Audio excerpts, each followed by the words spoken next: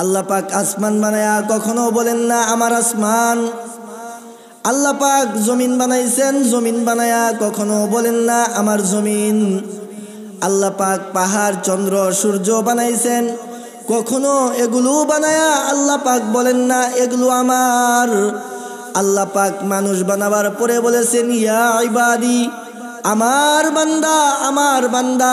আল্লাহ পাক বলেন আমার বান্দাকে আমি আল্লাহ অনেক সুন্দর কইরা বানাইছি। আমি চাই না আমার কোনো বান্দা, আমার কোনো বান্দি জাহান্নামে যাক, কারণ খুব মায়া কইরা আমি আমার বান্দাকে বানাইছি। এ জমি মেরে লিয়ে আয়া আসমা মেরে লিয়ে, এ জমি মেরে লিয়ে आया आसमां मेरे लिए, और है मसरूफ़ खदमत कुल जहां मेरे लिए। मोहतरम हाजरीन, আল্লাহ পাকের ইবাদত আপনাকে আর আমাকে করতে হবে, আল্লাহকে ভয় করতে হবে। যদি কোনো বান্দা আল্লাহকে ভয় করে মুহাম্মাদুর রাসূলুল্লাহ সাল্লাল্লাহু আলাইহি ওয়াসাল্লামকে অনুসরণ করে যদি কোনো বান্দা অথবা বান্দি জিন্দেগিটাকে যদি সাজাইতে পারে, জিন্দেগিটাকে যদি গঠন করতে পারে, আসমানের মালিক আল্লাহ পয়গম্বরকে বলেন ও পয়গম্বর গোটা পৃথিবীর মানুষদেরকে জানায়া দেন যারা আমাকে রব মাইনা, আপনি হাবিবকে হাবিব মাইনা, যারা দুনিয়ার জিন্দেগিটাকে পরিচালনা করবে, ফালা খাউফুন ফিদ দুনিয়া, তাদের দুনিয়াতেও কোনো টেনশন নাই, ওয়ালা হুম ইয়াহজানুনা ফিল আখিরা, আখিরাতেও কোনো টেনশন নাই। আমি আসমানের মালিক আল্লাহ তাদেরকে কুদরতির জিম্মায় জান্নাতের মেহমান খানায় পৌঁছায়া দিব। আমরা যদি আমাদের রবকে চিনি তাহলে আমাদের ইবাদত করতে মজা লাগবে না? অবশ্যই মজা লাগবে। বলে কোন রবের ইবাদত আমরা করব? আল্লাহ পাক রব্বুল আলামিন রুহুর জগতে সমস্ত রুহুকে একত্রিত করে প্রশ্ন করেছিলেন আলাস্তু বিরব্বিকুম, আমি কি তোমাদের রব নই? কোন রুহুর থেকে জবাব আসে না। আল্লাহ আবার প্রশ্ন করলেন আলাস্তু বিরব্বিকুম, আমি কি তোমাদের রব নই? কোন রুহুর থেকে জবাব আসে না। তৃতীয়বারের মাথায় আপনার আমার পয়গম্বর মুহাম্মাদুর রাসূলুল্লাহ সাল্লাল্লাহু আলাইহি ওয়াসাল্লামের জবান থেকে আওয়াজ আসলো ক্বালু বালা, হ্যাঁ আপনিই আমাদের রব। তখন ওই মজলিসে যারা হাজির ছিল, হিন্দু বলেন, বৌদ্ধ বলেন, খ্রিস্টান বলেন, যারাই ছিল সকলের কণ্ঠের থেকে তখন আওয়াজ আসছে ক্বালু বালা, হ্যাঁ আপনিই আমাদের রব। আল্লাহ পাক বলেন বান্দা, আমি আল্লাহ যে রব, এই রব শব্দটা আমি আল্লাহ তোমাদেরকে রুহুর জগতে শিক্ষা দিলাম।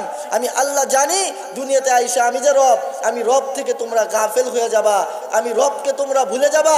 আমি রবকে যেন ভুলে না যাও, এই জন্য আমি আল্লাহ পাক রব্বুল আলামিন আমি রবের নাম তোমাদেরকে বারবার স্মরণ করায় দিই। বলেন না সুবহানাল্লাহ। এখন বলতে পারেন হুজুর আল্লাহ পাক রবের নাম কিভাবে স্মরণ করায়? আল্লাহ পাক রব্বুল আলামিন আপনার আমার রব যে আল্লাহ, আল্লাহ যে রব, এই শব্দটা কিভাবে আল্লাহ তাআলা স্মরণ করায় দিতেছেন? আল্লাহ পাক রব্বুল আলামিন বলেন বান্দা নামাজ পড়বি, নামাজের মধ্যে দাঁড়াবি আলহামদুলিল্লাহি রাব্বিল আলামিন, আছে না রব? আল্লাহ পাক রব্বুল আলামিন বলেন বান্দা শুধু তাই নয়, রুকুর মধ্যে যাবি, রুকুর মধ্যেও আমি আল্লাহ রবের নাম সুবহান রাব্বিয়াল আযীম। বান্দা তুমি সাজদা করবি, সাজদার ভিতরেও আমি রবের নাম সুবহানা রাব্বিয়াল আলা।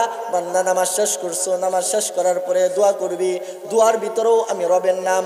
আল্লাহ পাক রব্বুল আলামিন বলেন বান্দা আমি আল্লাহ যে রব, এই রব শব্দটা আমি আল্লাহ তোমাদেরকে রুহুর জগতে শিক্ষা দিলাম, দুনিয়াতে আইসা যেন আমি মালিকরে ভুলে না যাও।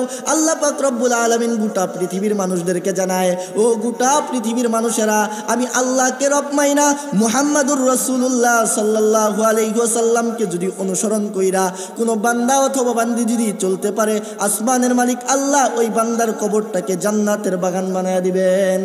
মুহতারাম হাজিরিন, শুধু কি তাই? আপনার আমার পয়গম্বর কেমন? আপনার আমার পয়গম্বরটা কেমন? আপনার আমার পয়গম্বরের সূরত কেমন? কোন নবীর অনুসরণ আমরা করব, ওই নবীটা কেমন? শামিলে তিরমিজির ভিতরে বর্ণনা আসছে। একটা ঘটনা আমি আপনাদেরকে শোনাই। বলে হাদিসের ভিতরে আসছে আপনার আমার পয়গম্বরের যে অনুসরণ করব, এই নবীর চেহারাটা কেমন?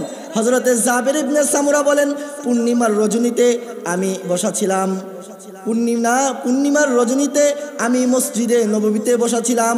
এমনত অবস্থায় আল্লাহর নবী বিশ্ব নবী সরকারে দু আলম মুহাম্মদুর রাসূলুল্লাহ সাল্লাল্লাহু আলাইহি ওয়াসাল্লাম লাল রেখাযুক্ত চাদর উপরিত অবস্থায় মসজিদে নববীতে আসলেন। জাবের ইবনে সামুরা বলেন, আমি একবার আসমানের চাঁদের দিকে তাকাই আর একবার বিশ্বনবীর চেহারার দিকে তাকাই। আমার মনে হচ্ছিল আসমানের চাঁদের থেকে যেন বিশ্বনবীর চেহারাটাই বড় সুন্দর। মুহতারাম হাজিরিন, শুধু কি তাই, 3 দিন 7 দিন 5 দিনের ক্ষুধার্ত কোনো ব্যক্তি যদি আপনার আমার নবীজির চেহারার দিকে একবার নজর করত, আল্লাহ পাক 3 দিন 5 দিন 7 দিনের ক্ষুধা নিবারণ করে দিতেন। মুহতারাম হাজিরিন, শুধু কি তাই, ওই নবীর হাতের মধ্যে বরকত, ওই নবীর চেহারার মধ্যে বরকত, ওই নবীর জির জবানের মধ্যে বরকত। আপনার আবার পয়গম্বরের জবানের ভিতরে আল্লাহ পাক কেমন বরকত দান করছেন বলে, আপনার আমার পয়গম্বর সাহাবাই কেরামদেরকে নিয়ে চলতেছেন।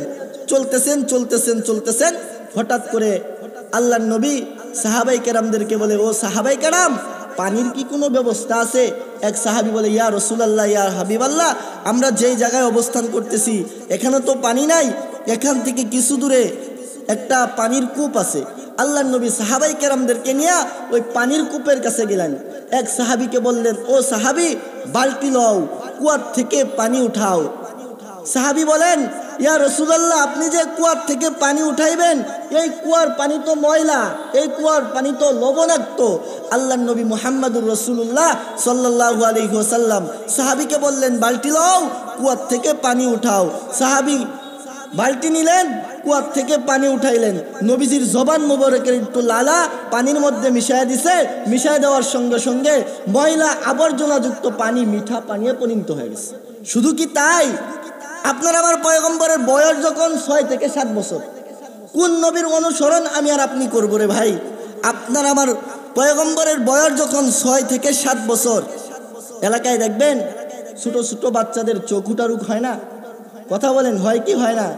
ছোট ছোট বাচ্চাদের চোখ উঠা রোগ হয়, চোখ ফুলে যায়, চোখ লাল হয়ে যায়। আপনার আমার পয়গম্বরের বয়স যখন 6 থেকে 7 বছর, আপনার আমার পয়গম্বর মুহাম্মদুর রাসূলুল্লাহ সাল্লাল্লাহু আলাইহি ওয়াসাল্লামের চোখ উঠা রোগ হয়েছে, চোখ দুইটা ফুইলা গেছে। দাদা আব্দুল মুত্তালিব পেরেশান হয়ে গেছেন, কিভাবে আমার নাতির চোখ উঠা রোগ ভালো হয়। একজনে পরামর্শ দিল, মদিনার থেকে কিছু দূরে একটা ইহুদি ডাক্তার আছে, একটা ইহুদি ডাক্তারের বাড়ি আছে। যদি আপনি মুহাম্মদকে নিয়ে ওই ইহুদির ডাক্তারের বাড়িতে যান, তাহলে ওই ইহুদি ডাক্তার একটা সমাধান দিতে পারবে। আল্লাহর পয়গম্বর মুহাম্মদুর রাসূলুল্লাহ সাল্লাল্লাহু আলাইহি ওয়াসাল্লামকে দাদা আব্দুল মুত্তালিব হাতের মধ্যে দইরা মদিনার থেকে কিছু দূরে এক ইহুদি ডাক্তার আছে, ওই ইহুদি ডাক্তারের বাড়িতে নিয়ে গেছে। রাত্রির বেলা যখন বাড়িতে গেছে, কথা খেয়াল করেন তাহলে বুঝবেন কি বুঝাইতে চাইতেছি। বলে ওই ইহুদি ডাক্তারের বাড়িতে গেছে, যা দেখে ইহুদি ডাক্তার ঘুমায় গেছে। যখন দেখতেছে ইহুদি ডাক্তার ঘুমায় গেছে, দাদা আব্দুল মুত্তালিব দরজার ভিতরে আওয়াজ দিতেছে, কিন্তু ইহুদি ডাক্তার দরজা খুলে না। একবার আওয়াজ দেয়, দরজা খুলে না। 2বার আওয়াজ দেয়, দরজা খুলে না। 3বার আওয়াজ দেয়, দরজা খুলে না। যখন এরকম আওয়াজ দিতে দিতেই আব্দুল মুত্তালিব বিরক্ত হয়ে গেছে। বলে, নাতি চলো জায়গা, আরেকদিন আসমুনে, মনে হয় ইহুদি ডাক্তার ঘুমায় গেছে। আপনার আমার পয়গম্বর কেমন আদবওয়ালা, আপনার আমার পয়গম্বর কেমন ইনসাফওয়ালা। আপনার আমার পয়গম্বর বলে, দাদা এতক্ষণ তো আপনি ডাক দিলেন, যদি আপনি অনুমতি দেন তাহলে আমি ডাক দেই। আপনার আমার পয়গম্বর দরজার ভিতরে টুকা দিতে দেরি হয়েছে, ইহুদি ডাক্তার দরজা খুলতে দেরি করেনি। ইহুদি ডাক্তার যখন দরজা খুলে দিছে, দরজা খোলার পরে দাদা আব্দুল মুত্তালিব ডাক দিয়া কয়, এতক্ষণ ধরে আমি তোমাকে ডাকতেছি, তুমি কেন দরজা খুললা না? কেন দরজা খুললা না? বলে, তুমি ডাকতেছিলা, আমি বিরক্ত হইতেছিলাম। বলে, কেন তুমি বিরক্ত হইতেছিলা? বলে, আমি তাওরাত কিতাব পড়তেছিলাম, তাওরাত কিতাবের প্রত্যেকটা পৃষ্ঠায় পৃষ্ঠায় মুহাম্মদের নাম আমি পড়তেছিলাম। কে যেন আমার অন্তরের ভিতরে কথা ডাইলা দিছে, রাত্রি জায়গা জায়গা যেই মুহাম্মদের নাম তুই পড়তেছিস, এই মুহাম্মদ তো তোর বাড়ির দরজার সামনে হাজির। বলেন না সুবহানাল্লাহ। ইহুদি ডাক্তার বলে, এত রাত্রে আমার বাড়িতে কেন আসছো? বলে, এত রাত্রে আপনার বাড়িতে কেন আসছি জানেন?